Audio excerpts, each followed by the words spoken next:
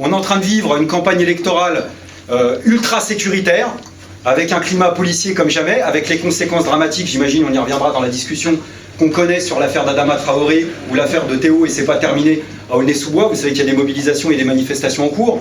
Il faut bien comprendre un truc, c'est que ce climat sécuritaire, il a une fonction, c'est nous diviser, c'est fragmenter la population, dresser les uns contre les autres, et pendant qu'on est divisé, il y a cette espèce d'unanimité idéologique dans la classe politique, dans le cadre de la campagne, qui consiste à demander à la majorité de la population, mine de rien, de se plier au diktat de l'économie.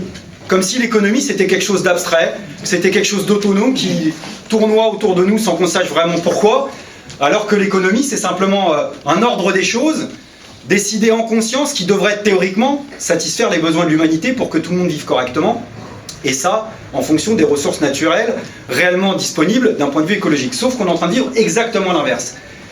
Donc je dis ça pourquoi en introduction, parce que c'est tentant de dire qu'ils se barrent tous et qu'ils dégagent. C'est même un bon sentiment. Mais si on fait que ça, je vais vous dire un truc, on tombe dans le panneau. On tombe dans le panneau que nous dresse le système. Ça veut dire qu'on reste dans le jeu de la personnalisation. Et vous savez, c'est comme au jeu du chamboule-tout, à la foire du trône par exemple, vous allez taper un mannequin, vous allez obtenir la cible, elle va tomber, et puis tout de suite après, il y en a une autre qui apparaît. Parce qu'ils ont quand même des ressources, il ne faut pas les prendre pour des demeurés. Donc l'idée en cours actuellement, c'est quoi? C'est l'idée qu'en gros, le problème démocratique, parce qu'ils sont quand même obligés de reconnaître qu'il y en a un, ça serait quand même grotesque de ne pas dire le contraire, c'est qu'en gros, on a eu des mauvais dirigeants, il nous en faut d'autres, des bons dirigeants. Donc c'est un problème de personnel politique. Et c'est pour ça qu'on peut parfaitement rien changer avec une campagne telle qu'elle se profile, qui personnalise à outrance, qui personnifie à outrance, jusqu'à l'hologramme, jusqu'à la primaire, et la primaire, c'est la caricature des caricatures. On nous a fait croire qu'on aurait un débat politique haute définition. Pendant des mois, on a eu quoi? On a eu finalement le stade ultime de la société du spectacle sous la Ve République, un espèce de mélange de télé-réalité, mélange de Star Academy, de questions pour un champion. Et c'est fort, mine de rien c'est fort, parce que pendant des mois, entre la primaire de droite et la primaire de gauche, on a focalisé l'opinion publique, enfin, le système politique et médiatique a fait en sorte de focaliser notre attention sur le détail plutôt que sur le global. Et finalement, on oublie l'essentiel. C'est-à-dire que dans une partition de musique, on va vous dire écoutez les notes particulières, parce que parfois il y a des notes particulières, même quand la partition de musique est exactement identique, c'est exactement ce qui s'est passé. Et ça, c'est plutôt fort. Donc du coup, le propre de cette campagne électorale pour l'instant, c'est que c'est tout sauf une campagne politique, c'est un casting. C'est un casting de prétendants. C'est un casting en plus un petit peu dérisoire quand on regarde bien, parce qu'en réalité, si vous regardez le profil des uns et des autres, ils ont faim de pouvoir, ils se battent tous les uns les autres pour finalement s'emparer du volant, s'emparer des commandes d'un véhicule qui de toute façon va dans le mur.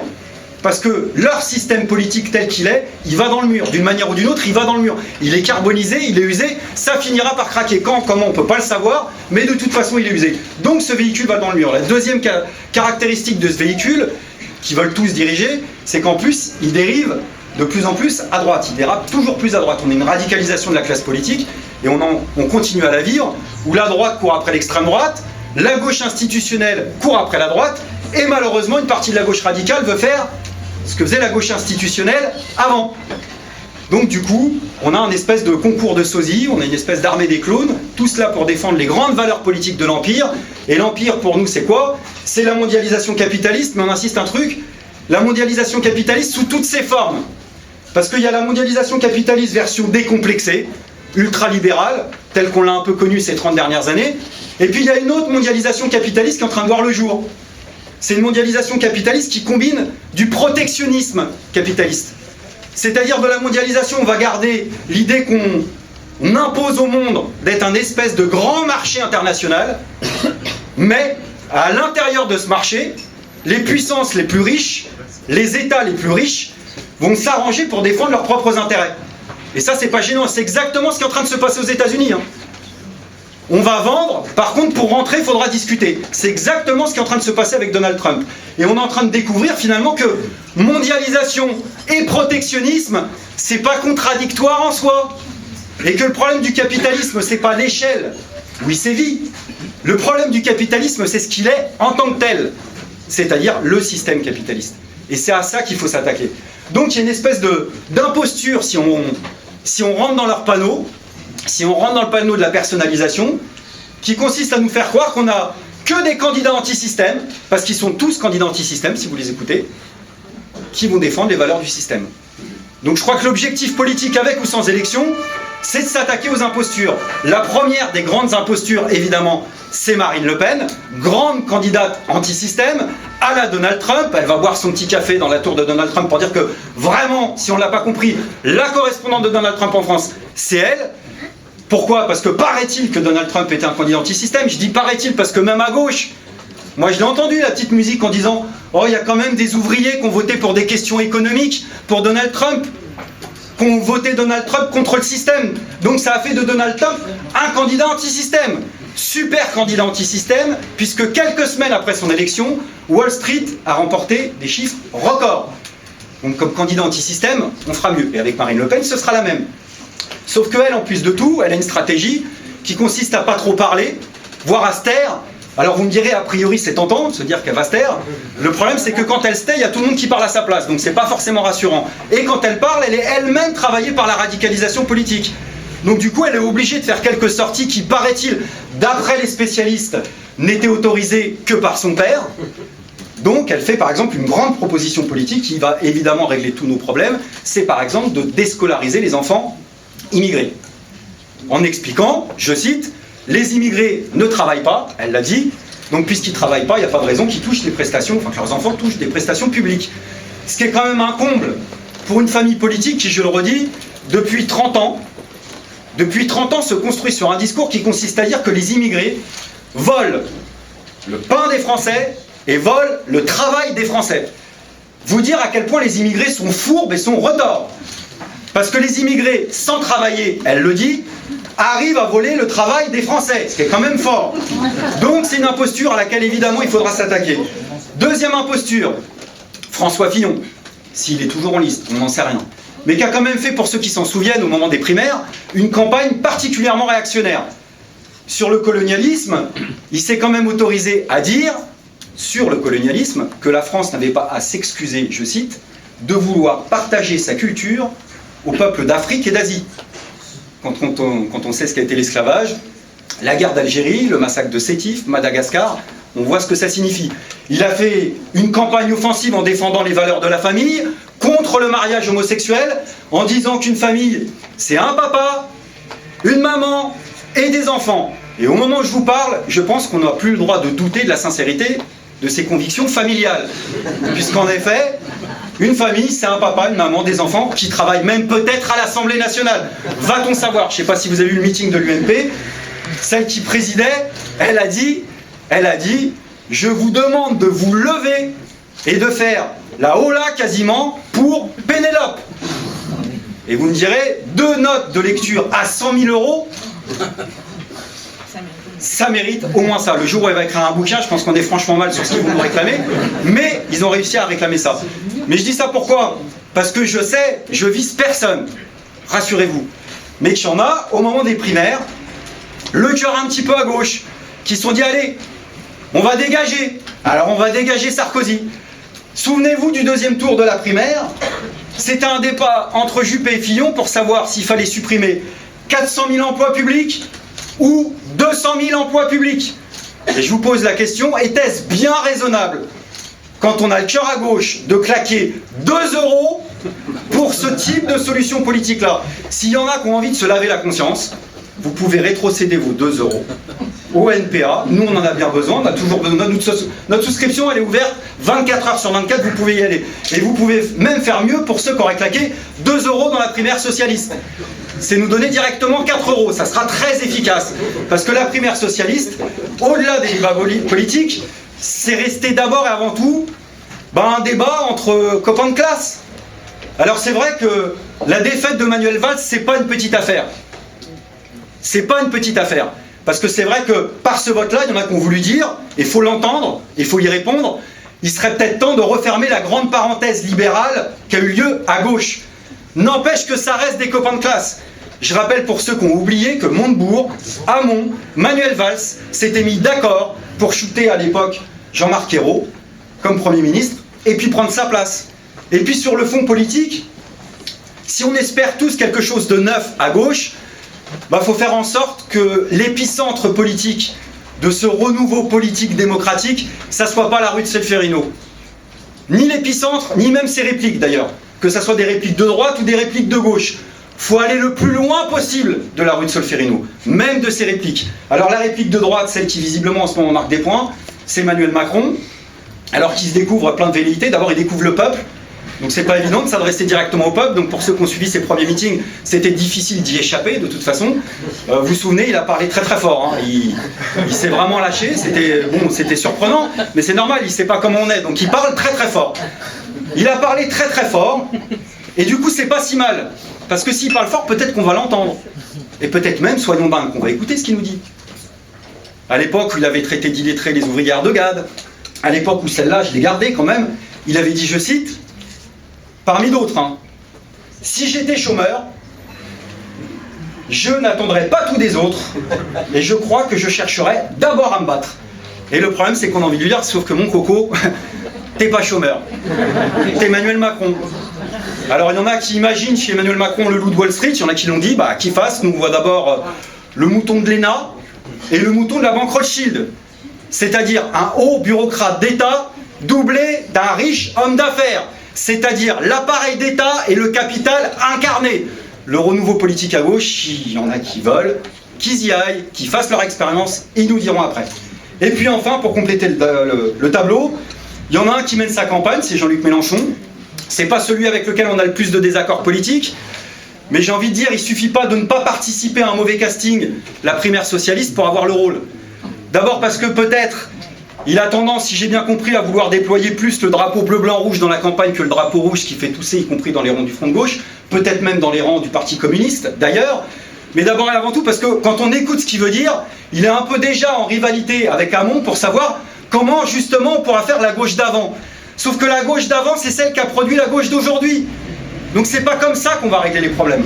Alors comment on peut essayer humblement de régler ces problèmes-là, même dans le cadre de cette campagne électorale, et c'est ce qu'on essaye nous de faire avec la campagne de Philippe Poutou, c'est d'essayer de répondre par du contenu et des propositions concrètes. Il y a une aspiration, et je crois qu'elle est très très forte. Je l'ai dit, elle s'est même exprimée dans les primaires socialistes à sa manière. Elle s'exprime même chez certains qui sont tentés par le vote Mélenchon. Elle va s'exprimer même chez ceux qui seront tentés de ne pas voter. Elle s'est exprimée de façon claire et nette dans les grandes mobilisations sociales qu'on a connues contre la loi travail, dans les mobilisations sur les questions écologiques, les mobilisations qu'on connaît actuellement dans les quartiers. Pour faire vite, on est des centaines de milliers de personnes à se sentir orphelins de quelque chose. Orphelins d'une nouvelle représentation politique, d'un discours complètement décomplexé dans notre propre camp, comme le sont tous les autres dans leur propre camp. Donc le problème, c'est comment essayer de répondre à ça. On va au-devant de toute façon d'une situation qui va complètement changer. Après 2017, personne ne peut savoir ce qui va se passer, il y aura plein de surprises, c'est évident, mais soit ce sera une grosse catastrophe, soit ce sera un Big Bang. Et c'est ça qu'il faut essayer de préparer. Et à gauche, on va avoir 3 pôles politiques qui sont en train de se dessiner. On va avoir un pôle libéral complètement décomplexé, avec Macron, une partie de l'appareil du PS, Ségolène Royal, je ne sais pas qui encore, Manuel Valls peut-être, on s'en fout un petit peu. Il y aura un deuxième pôle qui va vouloir finalement reconstruire une social-démocratie un petit peu à l'ancienne, avec peut-être une compétition entre une partie du PS, Hamon, et puis peut-être une partie de ce qu'il y a à la gauche du PS. Et puis il y a ce troisième pôle dont on est tous orphelins. Alors quel type de propositions concrètes justement pour s'atteler à cette construction-là on essaye de faire au NPA? C'est d'abord peut-être un cri du cœur, c'est de se dire qu'il faut qu'on apprenne à se débarrasser des intermédiaires en politique. S'ils ne nous représentent pas, alors soit on se lamente, soit on décide de prendre un minimum nos affaires en main. Et se débarrasser des intermédiaires, ça veut dire se débarrasser d'abord à gauche des experts comptables, se débarrasser des apprentis douaniers, et puis des avocats commis d'office. Les experts comptables, c'est tous ceux qui nous balourdent plein de chiffres dans la tête, qui nous balourdent tellement des chiffres qu'à la fin on bug, on bégaye, on ne sait plus où on en est. Et c'est normal, parce que nous, dès qu'on parle en millions, on est déjà complètement largués. Mais même nous, on intériorise l'idée, par exemple, elle est toute bête, et vous verrez que c'est le vice de fabrication tout par-delà. On part de l'idée qu'en gros, il y aurait de la pénurie dans ce pays. Et si on pense qu'il y a de la pénurie, alors en effet, on va établir des priorités. Inconsciemment, on raisonne tous comme ça. S'il n'y en a pas suffisamment pour tout le monde, alors il faut bien qu'il y en ait qui passent avant les autres. Donc on va commencer à trier entre les statuts, les précaires, les chômeurs, les retraités, et évidemment les immigrés. Je la connais par cœur. Sauf que la France est la 5e puissance économique du monde. Il y a 197 pays dans le monde. Je vais même vous dire quelque chose. Même nous, anticapitalistes révolutionnaires, caricaturaux, bien entendu, démagogues, bien entendu, même nous, on sous-estime la réalité des chiffres. De ces chiffres-là dont on ne parle jamais. Les profits du CAC 40, là j'ai découvert ça il y a 3 semaines, ont encore cette année augmenté leurs dividendes pour les actionnaires de 12 milliards. C'est-à-dire que l'immense majorité des profits des entreprises les plus riches de France va pas dans l'investissement, va pas dans les salaires, ça va pour renflouer l'argent de poche des actionnaires des entreprises les plus riches de France.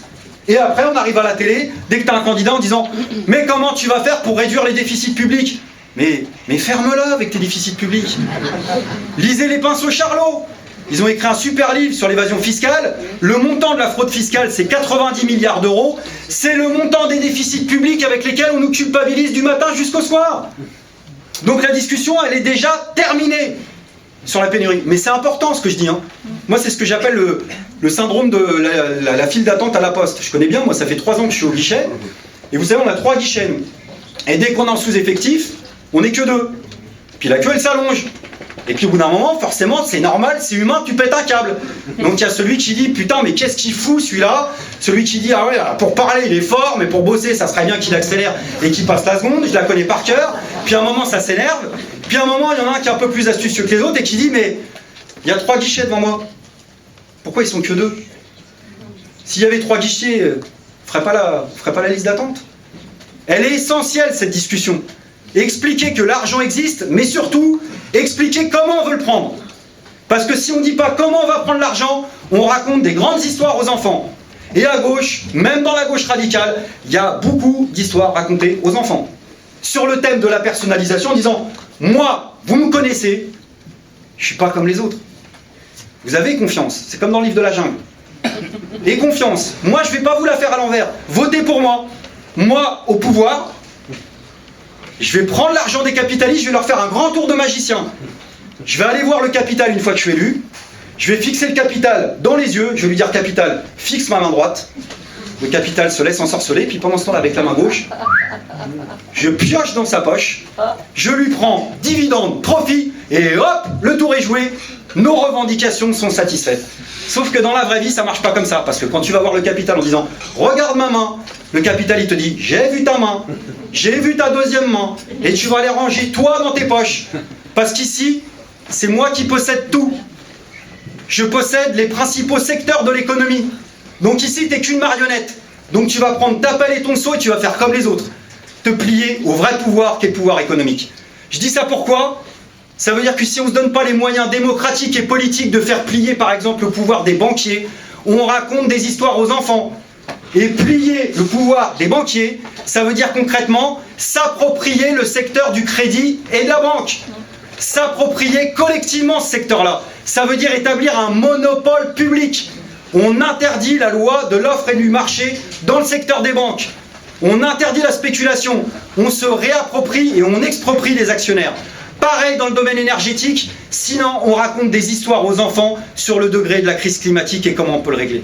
Ça, c'est des solutions concrètes. Il y en a d'autres dont on pourra discuter. Je ne vais pas vous étaler l'entièreté de notre programme, mais c'est des choses importantes à discuter dans le cadre de sa campagne, si on veut mettre un petit peu fin, justement, au régime des experts comptables. Il y a ceux aussi dont il faut essayer de se passer, ceux que j'appelle, moi, les apprentis douaniers. J'ai rien contre cette profession, mais il y en a beaucoup en ce moment en politique. Il y en a beaucoup dans le mouvement ouvrier, c'est un peu une nouvelle. Il y en a beaucoup dans le mouvement social. Il y en a beaucoup même dans la gauche radicale qui nous entonnent cette petite musique qui consiste à dire la frontière géographique nous protège potentiellement de la misère. Et moi je vous le dis, ce discours, c'est du poison. La frontière géographique, elle n'a jamais protégé de la misère aucun peuple dans le monde qui vit dans un pays du Nord, dans un pays du Sud. Les frontières ne protègent de rien et surtout pas de la mise en concurrence des peuples entre eux. Surtout pas du racisme, surtout pas de la haine. Et le racisme n'est pas un point de vue. Le racisme n'est pas une opinion. Le racisme est un délit. Et le racisme tue, l'islamophobie tue. C'est ce qui s'est passé à Québec, par exemple. Ça tue, c'est pas une petite affaire. Alors avant de parler des frontières, du souverainisme, du protectionnisme, quand on est de gauche, on réfléchit à 10 000 fois avant de faire des propositions. Et je suis obligé de m'énerver un peu. Parce qu'il y a quelques années, je me souviens dans le mouvement syndical, le mouvement politique, en disant Olivier, c'est promis, c'est juré, c'est craché, je te parle de protectionnisme, mais attention, hein, c'est que sur les questions économiques. Hein. C'est que pour protéger l'industrie. Hein. C'est que pour protéger les emplois. Attention, hein, ça touche pas l'humanité. Attention, ça touche pas les êtres humains. Et puis, ça y est, ça bug. Quelques années après, les mêmes, on vient nous expliquer que la liberté de circulation, c'est pas possible. On va nous expliquer que les travailleurs détachés vont manger le pain des nationaux. Et puis on va même nous dire, pire encore, si on veut lutter quelque part contre le fait que les gens viennent ici, puisque c'est la pénurie, faut empêcher les gens de partir. Et moi je vous le dis, il n'y a personne sur cette planète qui a l'autorité pour dire à quelqu'un, toi tu bouges ou tu bouges pas. Sauf à reproduire des rapports de dominant-dominé. Quand on commence à dire « moi j'ai le droit de bouger, toi t'as pas le droit de bouger », on reproduit les rapports de domination nord-sud, même quand on a le cœur à gauche. C'est du poison. Le drapeau de l'internationalisme, c'est un drapeau pour lequel des générations entières se sont battues. Il y en a qui en sont morts. C'est pas le moment de le piétiner.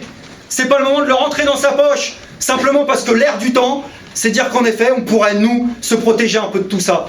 C'est essentiel ce que je suis en train d'expliquer. Moi, je me souviens qu'au moment, par exemple, de l'affaire des migrants, il y en a qui nous ont expliqué, bien attentionnés. Bon, alors je parle pas, vous savez, sur les migrants, il y a la version de droite. Hein, ceux qui disent, tu vas accueillir les migrants, bah prends-les chez toi, celle-là, vous la connaissez par cœur. Puis il y a la version de gauche, on ne peut pas accueillir toute la misère du monde, donc il faut trier. Donc les mêmes qui nous ont dit, attention, on ne peut pas le faire parce qu'on veut donner la priorité à la classe ouvrière française. Bah les mêmes, quelques mois après, la classe ouvrière française, Air France, elle s'est fâchée, elle s'est énervée, elle a réclamé des comptes, elle a arraché au sacrilège la chemise de dos des RH. Dans le système capitaliste, on ne fait jamais ça, on n'a pas le droit. Tout le reste on peut le faire, mais mettre à poil un dirigeant, ça ne se fait pas. Bah bizarrement, les mêmes qui bégayaient sur les migrants, ils ont bégayé sur le conflit d'Air France. Quand on bégaye sur les questions nationales, on bégaye sur les questions sociales. Les deux sont liés. Donc, dans une campagne électorale, on maintient le cap, quitte à aller à contre-courant. Et on affirme haut et fort qu'on est pour la liberté de circulation, l'ouverture des frontières, la régularisation de tous les sans-papiers, et pas au cas par cas. Et on ne tremble pas sur ces questions-là, parce que sinon, on va tous s'en mordre les doigts. La troisième et dernière chose, et je terminerai là-dessus, c'est essayer dans les intermédiaires, essayer, parce que ça dépend de nous, de se passer des avocats commis d'office. Pour moi, les avocats commis d'office, bah, c'est ceux qui disent, écoutez, la politique est une affaire compliquée. Vous avez raison, c'est complexe. Alors restez spectateur. Zappez, restez sur ma chaîne, mais restez spectateur. Passez par les experts, parce qu'il faut bien parler. Il faut avoir accès aux chiffres, aux connaissances, aux compétences. Et on comprend bien tous autant qu'on est dans cette salle que nous, naturellement, on ne les a pas, puisqu'on vit dans une société qui nous pousse à penser qu'on ne les a pas, ces compétences. Donc se passer des avocats commis d'office, ça veut dire une chose toute simple, et bon sang, on essaye de le dire au NPA depuis des années, passons-nous de la représentation des politiciens professionnels. Si on pense qu'ils vont nous trahir ou qu'ils nous ont trahis, alors arrêtons de mettre notre destin dans leurs mains. Ceux qui vivent de la politique, oh, tous qui sont candidats, sont nés à l'ENA. Je dis nés à l'ENA parce que j'ai l'impression qu'ils sont nés à l'ENA. Ils ont grandi dans des ministères, ils ont des postes de sénateurs, députés, ministres. Ils prétendent à gérer nos vies, ils les connaissent même pas. On le sait, on va pas s'apitoyer là-dessus. Donc quelle est l'autre solution si ce n'est de se dire, bah voilà, nous, on va prendre un minimum nos affaires en main. Bah au NPA, c'est ce qu'on cherche à faire, avec la candidature de Philippe, cette fois-ci, c'est-à-dire faire de nouveau une démonstration qu'il peut y avoir d'autres choses que des politiciens au moment des élections. Et comme par hasard, le seul qui rame pour avoir ses signatures, bah c'est celui qui n'est pas politicien. Comme par hasard. C'est pour ça que si vous connaissez des maires, d'ailleurs, vous ne privez pas, on en a bien besoin, on en a la moitié actuellement, et c'est un vrai combat. Mine de rien, c'est pas une petite affaire. Si on ne peut pas être candidat, bah ça veut dire que le système va se refermer encore un petit peu plus encore, et il l'est déjà, bien entendu. Quand on fait ces démonstrations-là, moi je me souviens, des discours bourrés d'arrogance sociale. La dernière campagne, vous vous souvenez, les premières émissions de Philippe, c'était « Ah, ça va être compliqué, hein. Ça va être difficile ». Puis il fait la dernière émission de télé, pour ceux qui s'en souviennent, avec l'avocat, comment l'avocat, pour moi tout le monde avocat, il faut que je me détende un tout petit peu, l'économiste de France 2, là, vous savez, François Longlet, voilà, j'oublie son nom à chaque fois, qui lui, il arrive, hop, tout plein d'aisance, et il arrive et il prend Philippe en disant « Et alors, sur les charges sociales ?» Et Philippe, il lui dit « Mais je t'arrête ». Il ne le tutoie pas parce que Philippe, c'est quelqu'un de courtois et d'élégant. Il lui dit « Je vous arrête tout de suite. En fait, c'est pas des charges, c'est des cotisations sociales. » En fait, Philippe, il lui parle de lettres, lui, il lui parle de chiffres. Et le mec, il est perdu. Et à la fin de l'émission, les mêmes qui ont expliqué que pour Philippe, c'était compliqué à la télé en disant « Incroyable, l'ouvrier a fait une bonne émission. Incroyable, l'ouvrier parle. Incroyable, l'ouvrier a des propositions politiques. » C'est le même discours de suffisance sociale. Et le problème, je termine là-dessus, je vais vous dire, c'est nous. C'est qu'on l'accepte, ce discours-là. On l'accepte. Si on ne se révolte pas contre ce discours-là, c'est-à-dire si un tant soit peu, on ne prend pas nos affaires en main, alors on l'accepte. Et nous, dans ces démonstrations, on essaye d'amener des propositions concrètes pour déprofessionnaliser la politique. Ça veut dire en effet interdire le cumul des mandats, ça veut dire imposer la rotation des mandats. On fait 2 mandats au cours de sa vie, ensuite on retourne au boulot, voire on y va, pour ceux qui n'y sont jamais allés. Et puis, Madame Parizeau m'a traité de démagogue sur la proposition et on comprend pourquoi. Plafonner la rémunération des élus à la hauteur du salaire moyen de la majorité de la population. Mais il est où leur problème? Il est où leur problème? Ils sont censés nous représenter. Pourquoi tu gagnes plus que 80% de la population si tu es censé nous représenter? Les sénateurs qui se sont penchés sur le sort de la loi travail, donc du travail. Mais quelle blague! Qu'est-ce qu'ils connaissent au travail? Ils sont payés 11 500 € par mois pour 3 présences dans le mois. Qu'est-ce qu'ils connaissent au travail? Alors évidemment, je comprends pourquoi ils sont contre. Si on fait ça, on déprofessionnalise la vie politique. Je ne sais pas si vous avez vu sur l'affaire Fillon, alors il y en a un, j'ai oublié son nom, mais quel dommage. Il a dit, mais je crois que, je ne veux pas dire une connerie, mais je crois que c'est Marc, mais je ne suis pas sûr. Et il a dit il est mortel. Pour éviter des affaires et des scandales type Fillon, eh ben, il faut que la France se décide à payer correctement les politiques. Sous-entendu, ils ne gagnent pas assez. C'est vrai quand même, faut quand même être un petit peu sérieux. On est là, voilà. C'est à la main, c'est bien ça, c'est ce que je pensais.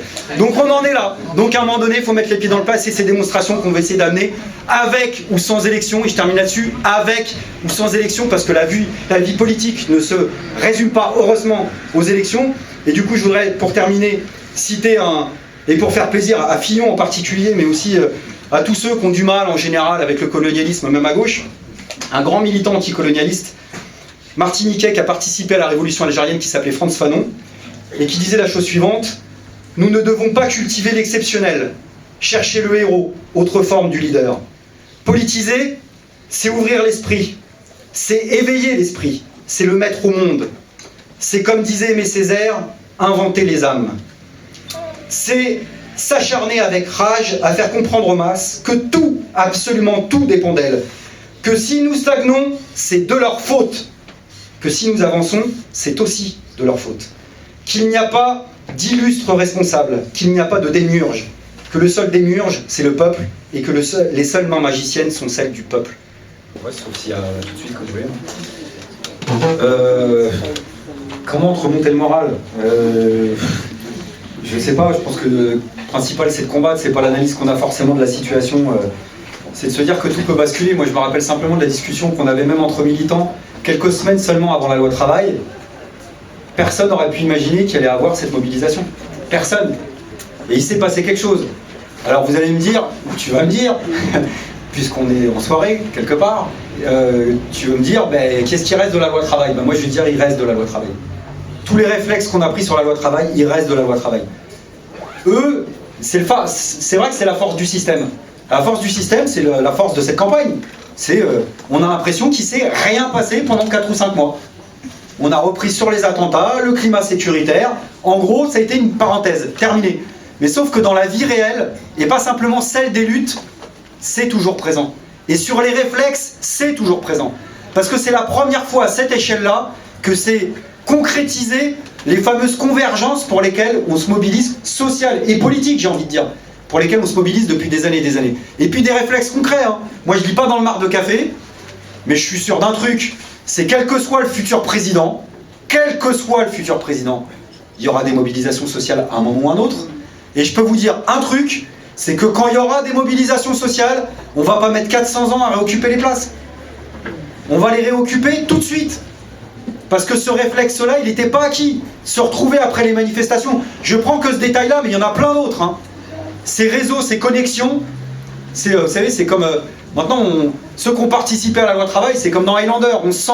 Toi, t'as participé à la mobilisation. Bah, les gens, ils se parlent, ils se retrouvent dans le milieu syndical, dans le milieu militant, sur les mobilisations de quartier, les mobilisations écologiques, ça va rester. Donc moi, je pense qu'il faut rester là-dessus. C'est-à-dire que moi, je suis pas optimiste, je suis pas pessimiste.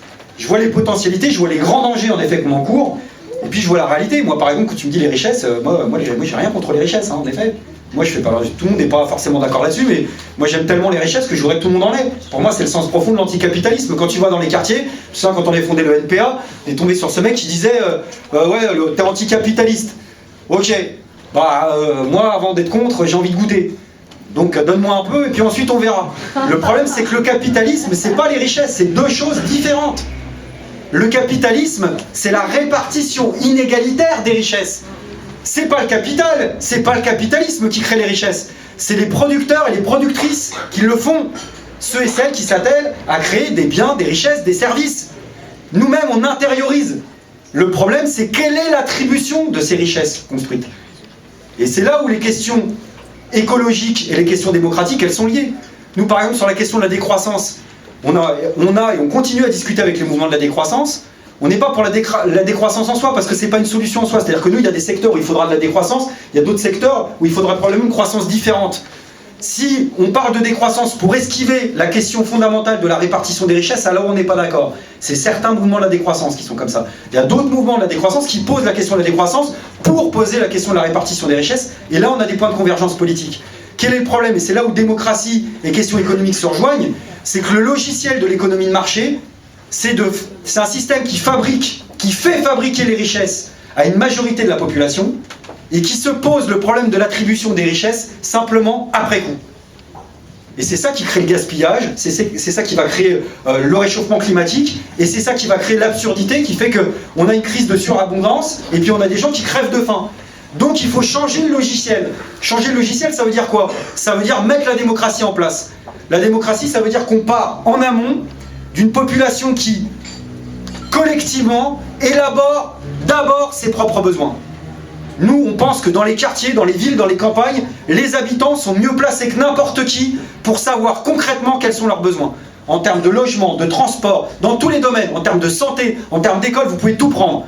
Dans les entreprises, c'est la même. On est mieux placé que n'importe qui dans les entreprises à la base pour savoir ce qu'il faut faire. C'est ce qu'on dit sur la hiérarchie, c'est comme les étagères, plus c'est haut et moins ça sert. Mais dans les entreprises publiques ou privées, c'est particulièrement vrai. Vous donnez le pouvoir aux salariés, par exemple, de savoir pourquoi il faudrait produire, je vous assure que des idées originales, on va en avoir. Et donc, il faut d'abord décider de ça pour ensuite, et seulement ensuite, établir la production à la hauteur de ce qui est raisonnable pour l'environnement. Et c'est là, nous, on se pose des questions comme ça, plus qu'en termes de décroissance, c'est en termes économiques et démocratiques. Nous, on appelle ça la planification démocratique, on l'appelle comme on veut, il y en a, c'est un mot à qui ça fait peur, la planification démocratique et écologique, on a toujours milité pour, il y en a qui le reprennent depuis certains temps même comme une grande innovation politique. Je rappelle que Michael Lowy, par exemple, quelqu'un qui a écrit d'ailleurs un livre sur les marxistes et les libertaires, pour ceux que ça intéresse, il parle de planification écologique depuis bien longtemps. Bien avant certains candidats à l'élection présidentielle, mais c'est pas grave, parce que comme au NPA, on est anticapitaliste vraiment, on n'a pas le sens de la propriété poussé à ce point-là, donc s'il y a des bonnes idées, elles sont partagées par tous. La question du travail, elle revient dans la campagne en effet par la question du revenu, y compris par Benoît Hamon qui prend par exemple cette proposition, et si vous regardez dans la campagne, je sais que c'est pas ce que tu as dit, j'ai bien entendu, t'inquiète pas, j'ai l'oreille, mais je le dis parce que c'est aussi important de comprendre que dans la primaire par exemple, il y a des jeunes qui ont voté à Hamon et qui sont tentés par la campagne Hamon sur cette base-là. Parce qu'en effet, et puis c'est super tentant, quand il se fait cartonner sur un plateau télé par tous les autres candidats en disant « Mais tu vas les trouver où tes milliards ?» Bah forcément, t'es avec lui, parce que tu vois que tous les autres, c'est comme avant. Sauf que le problème, c'est pas que ça. Parce que nous, on a toujours été pour une couverture, une couverture sociale à vie qui permette à chacun de lutter contre la précarité et le chômage. Donc tout ce qui est couverture de social globale qui permet de lutter contre la pauvreté, la précarité et l'aliénation au travail, on est pour. Mais attention, le revenu universel, ça peut être absolument l'opposé. Ça peut être, je dirais, un espèce de paquet cadeau empoisonné pour précisément avaliser l'idée qu'on va vivre à vie, non pas avec une couverture sociale, mais avec de la précarité, avec beaucoup de chômeurs et avec l'aliénation au travail pour ceux qui ont encore la chance d'avoir un boulot. Donc il y a les deux versions. Et d'ailleurs, pour toi qui suis l'historique de la proposition, tu sais qu'il y a des grands libéraux et des grands capitalistes qui sont pour le revenu universel. Et c'est pas un hasard. Donc nous, on est pour une couverture sociale à vie, qui fait qu'on ne s'apprête pas, parce que ça, ce sera un projet libéral, à vivre un projet de société où le revenu se substituerait au salaire. Parce que si on intègre l'idée que le revenu se substitue au salaire, alors, je vais vous dire quelque chose de tout simple, on ne touche plus au profit. Parce que ce qui grignote sur la part des profits, c'est le salaire, c'est pas le revenu, c'est pas les allocations, c'est pas ce qui est fourni par l'État. Et ça, c'est essentiel, et c'est en effet des points de convergence de discussion qu'on a avec, par exemple, Frio. C'est que l'idée, toute bête, de dire qu'on est, nous, par exemple, pour que des jeunes en formation ou en études bénéficient d'une allocation, c'est-à-dire bénéficient de la possibilité financière de se concentrer sur leurs études et rien que leurs études et leur formation, on est pour, on l'a toujours défendu, mais même bien avant d'autres. Hein. Peu importe, tant mieux, il y en a qui sont pour, on fait. Et on a toujours défendu une nouvelle branche de la sécurité sociale qui interdise le licenciement. C'est-à-dire concrètement dans les entreprises qui ferment à cause de la compétition économique, nous, on pense que ce n'est pas aux salariés de payer la facture de la crise économique. Donc, les salariés concernés doivent garder la même rémunération, la même qualification. Ça doit passer par une nouvelle branche de la sécurité sociale, financée par des cotisations, 100% financée par le patronat, où les plus grandes entreprises payent pour les plus petites, mais par des cotisations. Et après sa vie de travail, les retraites, ça doit être financé par le système de cotisation. J'insiste sur le mot cotisation, parce que derrière le mot cotisation, il y a aussi le débat entre fiscalité et cotisation, et c'est pas une mince affaire, et là ça rejoint le débat sur la Sécu, qui potentiellement va contrôler ces fonds-là. L'impôt, c'est l'État. Et l'État, c'est l'appareil d'État. C'est une armée de technocrates à la tête de tout ça qui décide d'en haut et pas d'en bas. La sécurité sociale, vous me direz aujourd'hui, c'est vrai. C'est vrai, mais potentiellement, ça peut être autre chose. La cotisation sociale, si on part de l'idée que c'est un salaire socialisé, une partie de notre salaire, alors en effet, ça peut être sous le contrôle des cotisants. Et d'ailleurs, à la Libération, c'était les 2/3 des représentants au conseil d'administration qui étaient élus par des salariés. Et puis De Gaulle est passé, ça a été le paritarisme, et puis on a arrêté les élections, et puis on vote pour plus personne. Bah nous, on est pour rétablir les élections, on est pour pouvoir révoquer des élus qu'on enverrait dans ces conseils d'administration-là, et on serait pour que les fonds des cotisations sociales, qui est d'ailleurs des fonds qui sont des fonds bien plus importants que le budget de l'État, et c'est pour ça que les spéculateurs, ils larment dessus depuis très longtemps, ça soit contrôlé 100% par les cotisants. Donc derrière, il y a des vrais choix de société. Et donc on ne règle pas tout sur le mot quand on le prononce, c'est ce qu'on met derrière, et c'est pour ça que c'est une discussion extrêmement importante. Sur la question des migrants, tu parlais des valeurs, ouais j'en ai pas parlé, mais tu as bien raison, c'est-à-dire que j'ai peut-être été trop vite. Quand bien même il n'y aurait pas la pénurie, je serais pour ça. Et tu as bien raison de le souligner. Mais j'insiste là-dessus pour casser un peu les idées reçues qu'on a sur la question des migrants. Je pourrais en refaire beaucoup d'autres. Ceux qui vous expliquent, bon alors là il y en a un, je vais me le faire au passage, c'est Dupont-Aignan, qui s'est permis à dire, en gros, avant de nous demander d'accueillir toute la misère du monde, que les pays autour commencent par faire le boulot, mais tais-toi, tais-toi parce que c'est déjà le cas, et tu sais même pas de quoi tu parles. Ceux qui vous disent en France on accueille toute la misère du monde, c'est pas vrai. Et d'abord, même quand une partie de la misère du monde vient en France, il se trouve que les mêmes veulent même pas la laisser partir. Parce que pour ceux qui suivent ce qui se passe à Calais, c'est pas des gens qui veulent rester, c'est des gens qui veulent partir. Et c'est les mêmes qui disent « tu rentres pas, tu sors pas ». Donc, il y a bien anguille sous roche. Et la réalité des chiffres, et ça c'est indéniable, c'est que les pays limitrophes accueillent beaucoup plus que l'Union européenne. Un pays comme le Liban, un pays comme le Pakistan, un pays comme la Turquie, ces trois pays, à eux seuls, vous les prenez séparément, chacun d'entre trois accueille plus de réfugiés que l'ensemble des pays de l'Union européenne réunis. Alors, tais-toi avant de dire n'importe quoi. Et il se trouve que non seulement la majorité des déplacés qui fuient la misère, les guerres, les famines, le chaos politique et économique largement engendré par la politique des puissances occidentales, dont les puissances européennes, dont les puissances françaises, non seulement elles vont d'abord dans les pays autour, mais je vais même vous dire mieux, la majorité d'entre elles ne quittent même pas leurs propres frontières. La majorité des déplacés restent dans leur propre pays. Donc on est en train de nous dire tout et n'importe quoi. Et ceux qui ont vraiment la main sur le cœur en disant « faudrait faire autre chose », eh ben, on n'a qu'à arrêter les guerres. On n'a qu'à arrêter de piller les pays du Sud. On n'a qu'à arrêter de les affamer. On n'a qu'à arrêter de faire vivre des multinationales françaises qui se gavent de dividendes sur la misère du peuple localement et sur la base de richesses qui ne leur appartiennent pas. Il est là le rapport Nord-Sud qu'il faudra discuter. Donc en effet, il y a des questions de valeur. Dernièrement, les questions démocratiques et les questions politiques. Comment ça passe? Je ne sais plus qui a dit « je veux que ça passe ». Bah t'es pas le seul. On veut tous que ça passe. Le problème c'est comment? Alors là, je suis peut-être moins pessimiste. C'est-à-dire, des compromis, je vais te dire quelque chose. Moi maintenant, je me sens à l'aise. Et je vais vous le dire comme je le pense. Des compromis, on n'a pas arrêté d'en faire. Et qu'est-ce qu'on en a fait, des compromis? Pour discuter. Des compromissions, je crois pas. Peut-être qu'il y en a qui nous trouveront ça dans les placards. Pourquoi pas? Personne n'est parfait. Mais qu'est-ce qu'on a pu en faire, des compromis? Pour discuter la possibilité de fédérer les forces anticapitalistes, les forces qui veulent le changement. Et on a discuté, on a rediscuté. Et je peux vous dire un truc, c'est que si on met dans la balance ce qu'on a fait comme compromis, et puis ce qu'on a trop accepté, bah pour moi il n'y a plus photo.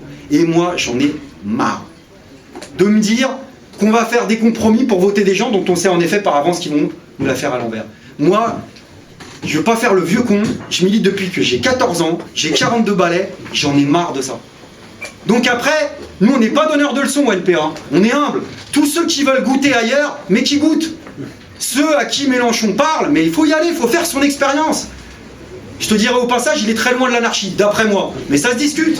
Peu importe, chacun fait son... Non mais je suis sincère, chacun fait... Il n'y a pas mieux que l'expérience. Je peux pas vous dire d'un côté, il faut prendre nos affaires en main, et puis vous dire non, on va pas là, non, on va pas là, non, là, il y a un danger. Chacun fait son expérience. Mais par contre, à l'inverse, moi, c'est non. Moi, je me sens pas représenté par lui, et je le dis sans sectarisme. Maintenant, j'ai les yeux ouverts. Il y a des tas de militants au PG, au PC, chez les libertaires, chez les syndicalistes, chez les militants de quartier, à lutte ouvrière, qui disent « mais bordel de merde, on se croise tous au quotidien dans les mêmes combats sociaux et politiques, comment ça se fait qu'on n'est pas ensemble ?» Moi j'ai mon idée, le pouvoir. Le pouvoir. Parce que les discussions table ronde, sur « ouais, on se met d'accord, il n'y a pas de problème, le programme je l'ai », mais qui c'est qui va causer dans le poste? Et de quoi tu me parles? De quel poste? Parce que certains ont bien compris qu'il y en a qui ont quand même rendez-vous avec l'histoire. Alors moi aussi, j'ai envie d'avoir rendez-vous avec l'histoire, mais l'histoire collective, celle dont tu parles. Moi, l'histoire... J'ai pas rendez-vous avec la France, moi. Moi, je vous le dis, j'ai pas envie de ça. Je rêve pas d'être président de la République depuis tout petit. Nous, NPA, chez nous, ça tourne. Alors des vannes, on en a eu plein. Ouais, mais on l'assume. Et ça coûte. Je vais vous dire franchement, ça coûte. Je le dis en me marrant, je devrais même pas me marrer. Parce que je sais ce qui est dans l'air du temps. Le nombre de fois où j'ai entendu des gens qui me tapaient sur l'épaule en disant « Olivier, on est derrière toi !» Et on a fait des tas de réunions en disant « Mais arrête de dire qu'on est derrière quelqu'un !» Soit on y va ensemble, soit ça sert à rien. Le jour où on se présentera à vous, nous, NPA, en vous disant « Mais vous savez, vous connaissez notre sincérité. » Parce que il y a plein de gens qui pensent qu'on est super sincères. Que nos propositions, bon, il y a à prendre, il y a aussi à laisser. Mais globalement, nous, on est honnêtes, on est sincères. Donc je pourrais jouer là-dessus, à mort. Et il y a des gens qui ont envie d'entendre ça dans notre propre camp social. Et je suis bien placé pour le savoir. Parce qu'on est tous fatigués. Et moi aussi, je suis claqué. Moi, j'ai la chance d'avoir encore un boulot. Et comme tous les militants du NPA qui ont ou pas un boulot, on prend en plus du temps pour scoltiner tous les autres. Donc c'est vrai que c'est fatigant. Et du coup, c'est confortable de se dire, eh ben, j'écoute. Et puis tu vas faire à ma place. C'est captivant comme discours. J'ai la force. J'ai la sincérité. J'ai l'autorité. Et moi, je vais vous emmener dans le droit chemin. Moi, je vais vous dire ce que j'en pense. Ce discours-là, faut jamais l'écouter. C'est des catastrophes devant nous.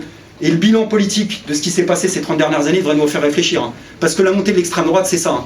C'est les désillusions. En plus de plein d'autres choses. Mais c'est les désillusions. C'est ceux qui disent aujourd'hui, bah, je vais goûter pour elle, ça ne pourra pas être pire. Donc les questions démocratiques sur la 5e République, évidemment que là, pour la 5e République, on est pour la piétiner, on est pour l'écraser, la 5e République, il n'y a pas de problème. Maintenant, on ne va pas régler le problème avec des numéros. Le problème, c'est les solutions concrètes. Et parmi ces solutions concrètes, nous, on est pour un système assez simple, qui consisterait à se dire, Tout ce qui peut être décidé localement doit être décidé localement. On commence par ça. Tout ce qui peut être décidé localement doit être décidé localement et vous verrez que l'ultra-majorité des choses peuvent être décidées localement. Maintenant, on ne peut pas et on ne doit pas vivre en autarcie. Parce que par exemple, vous prenez simplement la crise énergétique, on ne va pas laisser par exemple en France, en Europe ou dans le monde, des régions qui sont bien loties d'un point de vue des ressources naturelles, alors que pendant d'autres sont en train de crever. Donc il faut forcément une coordination entre tout le monde. Donc il faut à un moment donné mandater quelqu'un pour aller à la rencontre d'autres personnes qui ont été mandatées, pour discuter collectivement des besoins collectifs. Mais quand on le fait, il faut le faire avec la possibilité de contrôler ces mandataires, de pouvoir les révoquer. Donc il faut instaurer la révocabilité. Donc, et ça rejoint, et je terminerai là-dessus, notre projet de société comme la possibilité de fédérer les forces anticapitalistes. Il y en a qui vont dire que c'est démagogue, mais moi je vois pas d'autre solution. Il faut partir du bas et du bas. D'en haut, on n'arrive à rien. Même dans la gauche radicale. Alors avec des signes, on coupe du bois, je le sais. Mais si tous les militants, les sympathisants de la gauche radicale, même ceux qui ont un espoir dans la primaire socialiste qu'en effet, il y a une autre page qui se tourne après Valls, ceux qui s'apprêtent à voter Mélenchon, pareil, et bah, si en effet ces militants disent maintenant on arrête les conneries, et sur la base des propositions concrètes qui vont déprofessionnaliser la politique, et qui fait qu'à un moment donné, bah voilà, on va mettre en avant nos propositions sur la base des luttes et des mobilisations. Par exemple, comme on l'a connu sur la loi travail, nous on est plus que disponible, on est archi disponible. Mais si on prend les choses comme ça, la conclusion, vous verrez, ce sera quoi? Bah il y a une force collective contraignante, et quand il y a une force collective contraignante, bah à la fin, ce sera qu'une banalité. On dira, qui peut nous représenter à tel moment? Puisqu'on ne fait pas de démagogie, à un moment donné, il faut qu'il y ait quelqu'un qui nous représente sur une tâche militante concrète. Bon, on décidera entre nous. Et puis ce ne sera pas les mêmes. Alors à tous les représentants de la gauche radicale, il faut commencer à répondre à cette question-là. Est-ce qu'ils sont prêts à envisager de ne pas être candidats à quelque chose? S'ils sont prêts à ne pas être candidats à quelque chose, alors il n'y a pas de souci. Nous, c'est le cas. Mais nous, on essaye de mettre en adéquation ce qu'on pense avec ce qu'on fait, un minimum sur ces questions-là. Donc les questions démocratiques, c'est ici et maintenant qu'il faut les gagner. Et militer, comme tu le dis d'ailleurs, c'est gagner aussi beaucoup de choses. Hein. Nous, au NPA, on milite beaucoup, comme beaucoup d'autres d'ailleurs. Et il y a des tas de militants associatifs, je pense qu'ils pourraient dire la même chose dans la salle, des militants syndicaux, tu le sais bien. On s'est pris des gros râteaux, c'est-à-dire dans les râteaux, on a bien donné. On a même un peu trop donné à mon goût. Mais pour être sincère, militer, c'est pas que des râteaux. Et là, je vous le dis sincèrement, je vous vends pas des salades. Militer, c'est... Comment dire? Militer, c'est prendre. C'est pas que donner. C'est pas de la charité. Moi, le militantisme, tout donner, c'est excessif. Mais tout ce que je sais, quasiment maintenant, c'est grâce au militantisme. Pourquoi? Parce que quand on a des idées politiques comme les autres, comme les nôtres dans la salle, et comme d'autres qui ne sont pas dans cette salle, on a un problème. C'est qu'elles ne sont pas communément partagées. On va dire ça de façon soft. En tous les cas, elles ne sont pas partagées par les puissants. Donc, il faut forcément travailler des arguments pour opposer des arguments à ceux qu'on entend tout le temps. Donc, il faut aller piocher chez les uns, chez les autres, chez les économistes dont tu as parlé, par exemple.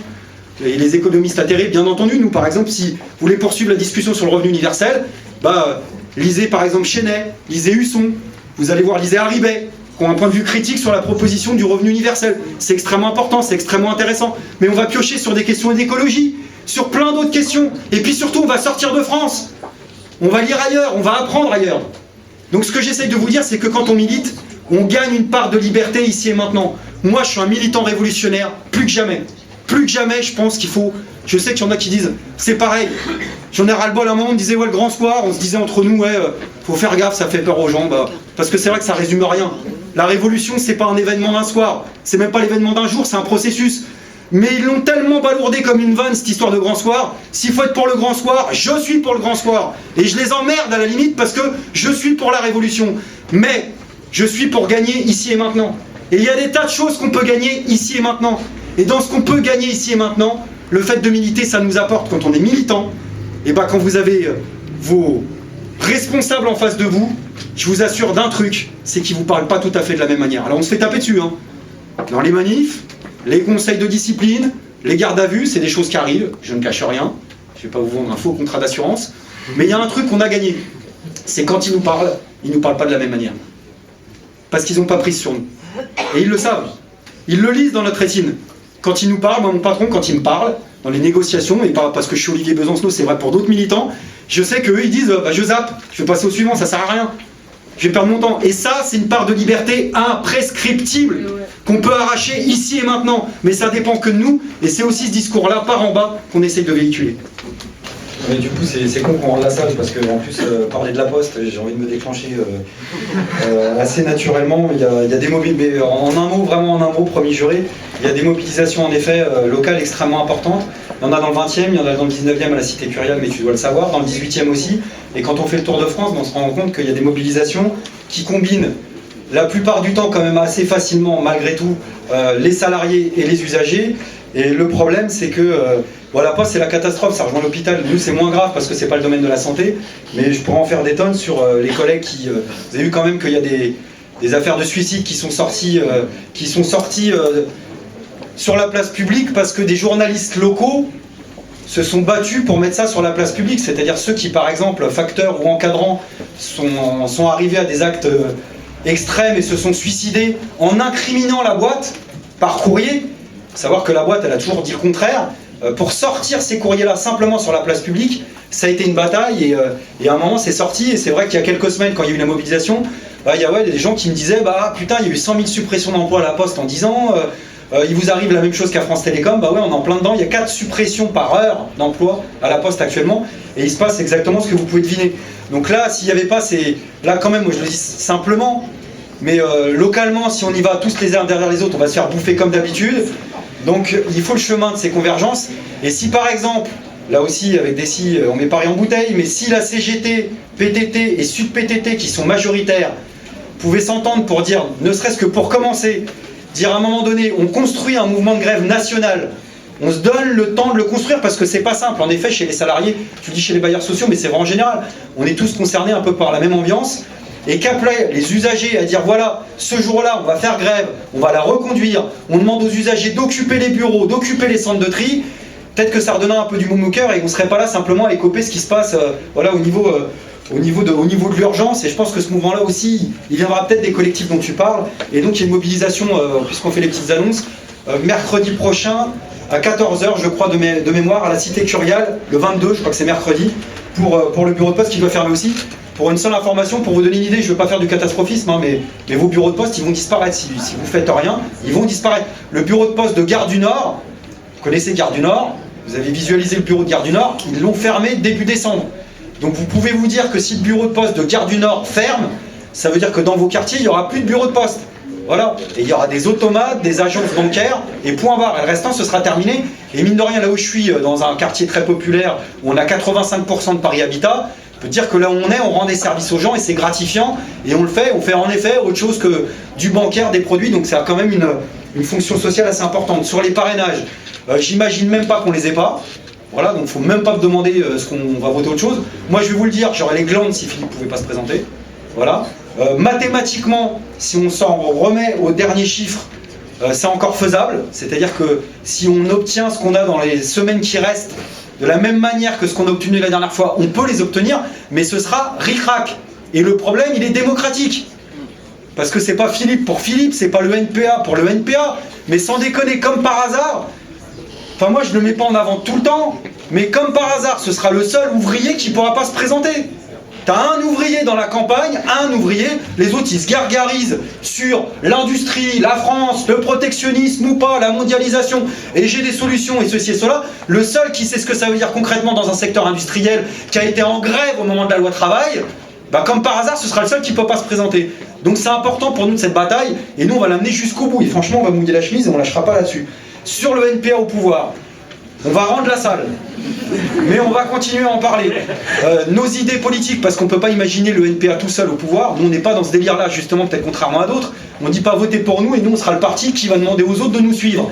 On ne peut pas imaginer nos idées politiques, donc le NPA, dans une situation où nos idées gouvernent, si on n'imagine pas un gouvernement anticapitaliste unitaire où il y aurait le NPA, où il y aurait d'autres forces anticapitalistes, où il y aurait des forces sociales qui seraient contrôlées et issues du bas.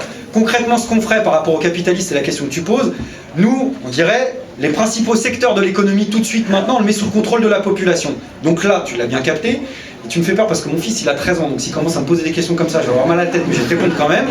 Les capitalistes, en effet, ils vont pas être contents. Donc ils seront, là pour le coup, ils vont pas faire, Parce que là, quand les capitalistes et le MEDEF ils s'énervent avec les gouvernements PS, c'est du catch. C'est de la flûte. C'est faux. C'est pas vrai. Avec nous, ils auraient des vraies raisons de ne pas être contents, parce qu'on va les déposséder. C'est-à-dire que ce qu'ils possèdent, on va leur retirer. Donc là, qu'est-ce qui va se passer très concrètement? C'est qu'il y a des individus qui auront sûrement envie de partir de France, puisque c'est souvent ce qu'on entend. Mais nous, il n'y a pas de problème. J'ai dit qu'on était pour la liberté de circulation et je le maintiens.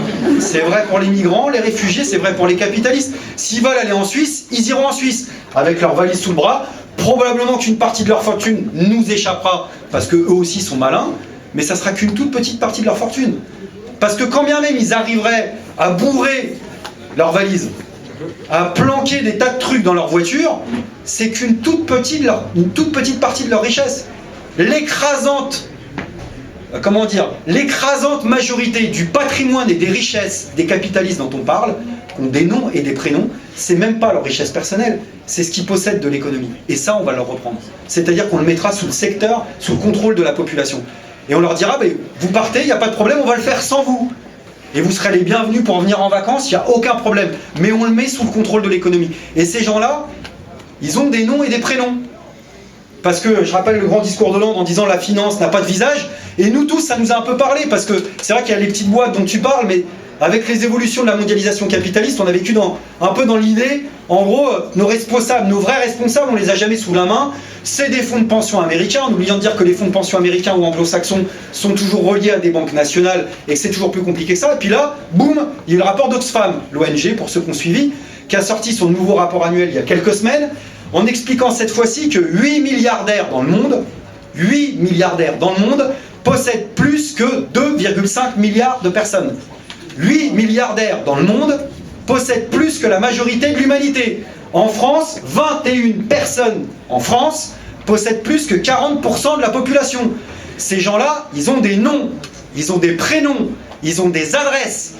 Ça veut dire concrètement que 8 personnes ou 21 personnes, c'est concret. C'est à notre portée pour ceux qui pensent que la lutte anticapitaliste et la lutte contre la finance et la banque, c'est hors de portée. Ça donne une idée de ce que c'est. 8 personnes ou 21 personnes, sans faire de provocation, c'est des chiffres quasiment séquestrables.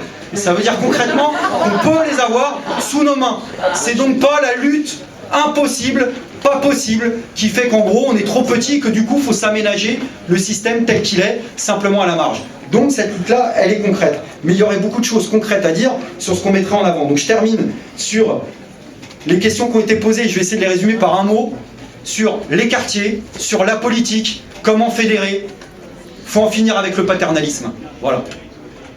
Et dans les quartiers, il faut aussi en finir dans le paternalisme. D'abord, il n'y a pas les quartiers, tu le sais mieux que moi, il n'y a pas les quartiers, dans les quartiers, il y a des gens qui pensent différemment. Et la grande leçon, et Vanina en a parlé, de ce qui est en train de se passer au-delà de la manifestation dans les quartiers populaires, c'est qu'il y a eu un discours politique ambiant à gauche, au-delà des difficultés qui sont réelles, et moi je les connais, je les reconnais, il n'y a pas de souci. Et quand tu dis à qui on s'adresse à tout le monde, au quartier, comme aux campagnes, comme à tout le monde. Simplement, c'est qu'à gauche, il y a eu l'idée, dans les quartiers, c'est des déserts. Il ne se passe rien, et en gros, on va vous expliquer comment faire les choses. Et ça fait des années que dans les quartiers, pas dans tous les quartiers, mais que dans les quartiers, il y a des militants et des militants d'expérience. Et je peux vous le dire, depuis le comité contre la double peine jusqu'au MIB, en passant des différentes campagnes qui ont été menées contre la récupération politique, parce que c'est ça qui existe, en particulier dans les quartiers, mais comme dans les entreprises, c'est dès qu'il y en a un qui sort du lot, on va le voir et puis on lui propose quelque chose, mais il y en a qui ont résisté. Et moi, j'ai le défaut de croire que ce qui est en train de se passer aujourd'hui, notamment, alors c'est pas pour opposer les choses, parce qu'avec la mobilisation de Théo, elle est liée à Théo, mais la mobilisation qui se passe autour de la famille d'Adama Traoré, je pense qu'elle est fondatrice. Je veux le dire comme je pense qu'elle est fondatrice. Et je dis pas ça pour raconter des histoires. La famille Traoré, c'est une famille, c'est un groupe. Et j'ai eu la chance de faire un meeting à Chicago, par exemple, qui est une autre situation. J'ai fait un meeting à Chicago où il y avait les familles américaines. Les familles, les mamans. Il y avait 16 familles qui parlaient au meeting, il y avait 1500 personnes. Et quand les mamans parlent, quand les familles parlent, ça prend forcément une autre proportion, parce que tout le monde sait dans la salle que quand on donne la parole éventuellement au quartier, c'est forcément un jeune énervé, point barre. Maintenant, dans les quartiers, il n'y a pas que des jeunes déjà, il y a d'autres personnes. Et quand les familles parlent, ça peut parler potentiellement n'importe qui, parce que quand les mamans ou les papas en pleurs parlent, ça parle à quelqu'un qui est dans la campagne, même celui qui regarde BFM ou TF1 et qui est un peu en sueur quand on lui parle des quartiers et des cités. Et c'est ça qui est peut-être en train de se passer avec la famille d'Adama Traoré. Quand vous écoutez Assa Traoré parler, par exemple, je pense qu'il y a un peu de ça qui est en train de se passer en termes de convergence. Et eux, ils ont la volonté d'établir un front de convergence pour tous ceux, en effet, qui sont concernés par les violences policières, mais au-delà, parce que par exemple, la famille d'Adama Traoré, ils disent faut qu'on voit la famille de Rémi Fraisse, faut qu'on arrive à fédérer tout le monde et à faire comprendre qu'en effet, tout le monde peut être concerné. Parce qu'en effet, je termine là-dessus, il y aurait beaucoup de choses à dire sur les quartiers, mais sur 2005, c'est bien beau de nous avoir amené des analystes, des experts, des sociologues, des je sais pas quoi, en disant les inégalités sociales, le logement, le machin, les discriminations, ok ? La réalité, c'est que ce qui a mis le feu aux poudres, à chaque fois c'est la même chose, c'est les violences policières. Et ça, c'est un tabou politique, y compris à gauche. Ce sont les violences policières. À chaque fois, ça a été le cas à Clichy-sous-Bois, ça a été le cas à Aulnay, ça a été le cas avec Adama Traoré. Et quand vous discutez avec un des frères d'Adama Traoré, par exemple Lassana, comme il dit, je ne vais pas en faire des tonnes, mais ils font des réunions, allez les voir. Il dit, moi, quand je l'ai rencontré, il m'a dit, moi, vous savez Olivier, je crois, j'ai toujours cru en la République. La Marseillaise, ça m'est arrivé de la chanter, j'ai voté à chaque élection. Et puis, à quel point c'est douloureux quand on perd son frère, de se rendre compte en un instant qu'un procureur peut mentir, qu'un médecin légiste peut mentir, tout s'écroule. Et eux, en effet, ils ont une carte d'entrée dans les quartiers, comme ils disent. Quand on est la famille d'Adama Traoré, on va dans les quartiers. Et on peut discuter avec des gens avec lesquels les militants ne discutent pas forcément. Je prends cet exemple-là, il y en a plein d'autres, parce qu'en effet, c'est très compliqué, ça ne se fera pas d'un claquement de doigts. Mais ce qui se passe là, c'est essentiel, surtout que chez ces militants-là, il y a la volonté de converger au-delà des quartiers, c'est-à-dire de ne pas ghettoiser leur combat, mais de refuser un truc, le paternalisme. On ne parle pas à la place des gens, et ça c'est vrai pour tout. C'est vrai pour les quartiers, c'est vrai pour les campagnes, c'est vrai pour les mobilisations écologiques, c'est vrai pour les mobilisations démocratiques. N'acceptez pas qu'on parle en votre nom. Parce qu'à partir de là, tout est tronqué. C'est ce message-là qu'on va amener. Le bas, c'est bien, mais ça signifie ça. Tu veux parler avec nous, il n'y a pas de problème. Et là, les convergences, elles se feront sans aucun problème. Et vous verrez que des personnes en notre sein qui peuvent parler en notre nom, il y en a 10 000. Parce que prendre la parole, même ça, c'est un acte qu'on doit faire. Ce que je suis en train de faire, c'est tout sauf naturel. Ce qu'a fait Mimosa, c'est tout sauf naturel. Ce qu'on fait des camarades dans la salle en parlant, c'est tout sauf naturel. Et vous le savez, on a tous la boule au ventre quand on intervient.